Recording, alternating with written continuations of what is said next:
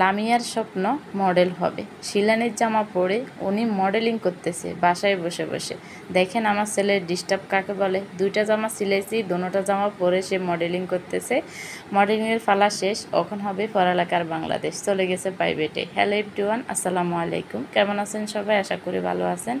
চলে আসলাম নতুন একটা ভিডিও নিয়ে। সবাই ভিডিওটি সম্পূর্ণ দেখবেন, ভালো লাগলে লাইক কমেন্ট শেয়ার করে দিবেন। তো এখানে ওর জন্য আমি গজ কাপড় কিনে 2টা জামা সেলাই করেছিলাম। ও সুন্দর করে জামাগুলো পরে পরে আরও মডেলিং করতেছে। যা হোক, ও তখন বাসায় ছিল না, স্কুলে ছিল। স্কুল থেকে এসে ও জামাগুলো পরে এখন শুরু করে দিয়েছে মডেলিং। ও বলেন নাকি মডেল করতেছে। আচ্ছা, মডেলিং কাকে বলে গো? মানে কি করলে মডেলিং বলা হয়? ও দেখেন কি করতেছে, এগুলাকে কি মডেলিং বলা হয়?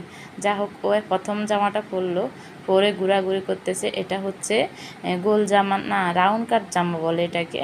তো বুকে দিয়ে কুচি দিয়ে 3/4 হাতা দিয়ে জামাটা বানানো হয়েছে। কেমন হয়েছে অবশ্য কমেন্টে জানাবেন, সুন্দর হয়েছে কিনা। এদিকে আমার ছেলে এসে ওর মডেলিংয়ের ডিস্টার্ব করতেছে, মডেলিং শেষ করতেছে। যা হোক, আমার ছেলে তো আর জানে না ও মডেলিং কাকে বলে।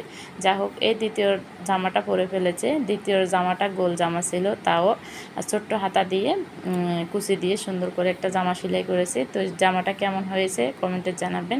এই 2টা জামার ভিতরে কোন জামাটা সবচাইতে সুন্দর হয়েছে। আর এদিকে কিছুক্ষণ পর পর আমার ছেলে তার মডেলিংয়ের খাতা মারতেছে। তো যা হোক, মডেলিং গোষ্ঠী কিলাই আগে ওকে কোলে নেওয়ার জন্য বেদিশা করতেছে, ওকে শুধু কোলে নিতে। ও তো কোলে নিচ্ছে না, শুধু মডেলিং করতেছে। তো এই মডেলিংয়ের ফাঁদে পড়ে আমার ছেলেটা পড়ে গেল, দেখছেন। তো যা হোক, মডেলিংয়ের পালা শেষ, এখন প্রাইভেটের সময় হয়ে গেছে। বলতেছি তুমি প্রাইভেটে যাও, তোমার মডেলিংয়ের গোষ্ঠী কিলাই আমি।